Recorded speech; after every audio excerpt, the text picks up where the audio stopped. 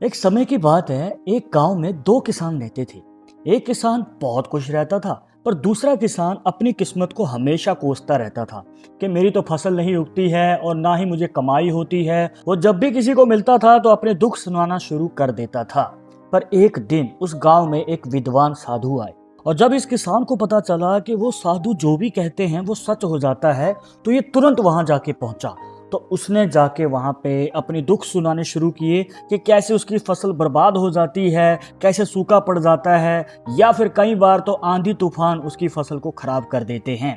तो उसके बाद वो कहता है कि ये सब कुछ कभी भी मेरे खेत में ना हो, ताकि आसपास के गांव में मेरी फसल सबसे बड़ी हो और सबसे ज़्यादा हो, और मैं कमाई भी अच्छी कर पाऊँ। तो सारे दुख सुनने के बाद साधु कहते हैं, क्या तुम सच में चाहते हो कि तुम्हारे खेत में कोई भी आंधी तूफान ना आए?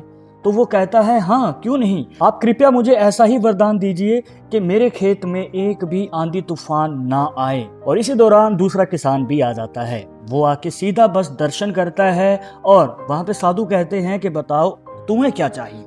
तो वो कहता है कि मुझे कुछ नहीं चाहिए, बस मेरी फसल को इतना बना दीजिए, इतनी ज़्यादा कर दीजिए कि मैं दान दे पाऊँ, किसी ज़रूरतमंद व्यक्ति की सहायता कर पाऊँ। तो साधु उसकी भी मनोकामना पूरी कर देते हैं। और कुछ दिनों के बाद यहाँ पे जो किसान सबसे ज़्यादा दुखी था, हमेशा अपनी किस्मत को कोसता रहता था, अब वो खुश रहने लग गया था, क्योंकि अब उसके खेत में ना तो आंधी आती थी, ना तूफान, और ना ही सूखा पड़ता था। उसकी फसल दिनों दिन बड़ी होती जा रही थी, बहुत अच्छी फसल हो रही थी, मतलब कि सबसे ज़्यादा। और सब लोग देख के हैरान थे कि कैसे इसकी फसल बढ़ रही है, और आसपास के किसी भी गांव में ऐसी फसल थी नहीं। पर इसी के साथ जो दूसरा किसान था, उसकी फसल भी इसकी फसल के बराबर आनी शुरू हो चुकी थी। और जब बारी आती है फसल काटने की, तो यहाँ पे आता है सबसे बड़ा ट्विस्ट। क्योंकि यहाँ पे जब किसान फसल काटने के लिए आगे बढ़ते हैं, तो ये किसान जो सबसे ज़्यादा खुश था कि इसकी फसल बहुत ज़्यादा बड़ी हो चुकी है, तो वो जब अपनी फसल को देखता है, उसके पैरों तले ज़मीन निकल जाती है, क्योंकि उसकी फसल में एक भी दाना नहीं था। उसकी फसल ने एक भी दाना नहीं बनाया।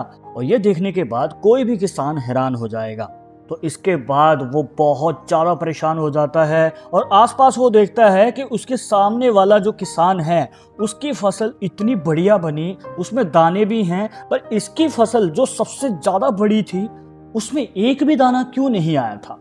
तो यहाँ पे वो बहुत ज़्यादा दुखी हो गया, और फिर वो ज़्यादा देर ना करते हुए साधु को ढूंढना शुरू कर देता है। और वो इधर उधर भटकता है, आसपास के गांव में भी जाता है, और आखिरकार उसे वो साधु मिल ही जाते हैं। और जब वो साधु को मिलते हैं, तो भाई वहाँ पे जाके वो रोना शुरू कर देता है कि कैसे उसने इतने महीने इंतज़ार किया कि उसकी फसल बड़ी होगी और वो उससे कमाई करेगा, पर यहाँ पे तो उसमें एक भी दाना नहीं है। आखिर ऐसा क्यों हुआ? अब तो कोई तूफान भी नहीं था, आंधी भी नहीं थी, और सूखा भी नहीं पड़ा। तो यहाँ पे साधु कहते हैं कि इसमें तुम्हारी खुद की गलती है।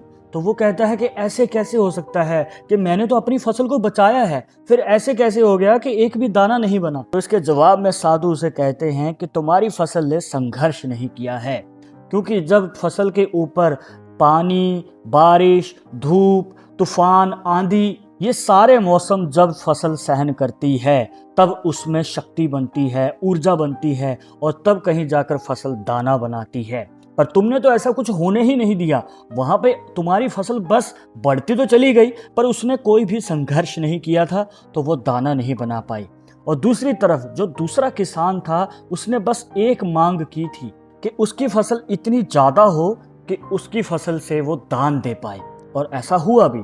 उसने कोई भी मौसम में बदलाव नहीं किया, उसने अपनी फसल को संघर्ष करने दिया, उसकी फसल ज़्यादा भी हुई, और उसे इतने दाने मिले कि वो खुद के लिए बचाने के बाद वो दान भी दे पाया। तो अगर आप भी अपनी किस्मत को कोसते रहते हैं, तो ये सोच के चलिए कि आपके लिए ये संघर्ष बहुत ज़्यादा ज़रूरी है।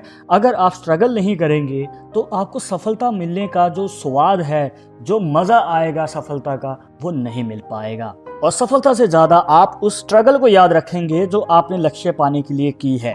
और हमेशा आप वो उस किसान की तरह ना बने जो अपनी किस्मत को कोसता है, उसकी तरह बने जो दान देने में विश्वास रखता है, क्योंकि दान देने से सामने वाले का भी भला होगा और आपकी भी कमाई में ग्रोथ होगी। और आगे से अगर आपका मन भटकने लगे या फिर आपको लगे कि मुझे तो पैसा नहीं मिलता है और पैसा आता है तो टिकता नहीं है, या फिर मुझे सफलता नहीं मिल पा रही है, तो किस्मत को कोस रहे हो, तो इस कहानी को दोबारा से सुन लेना।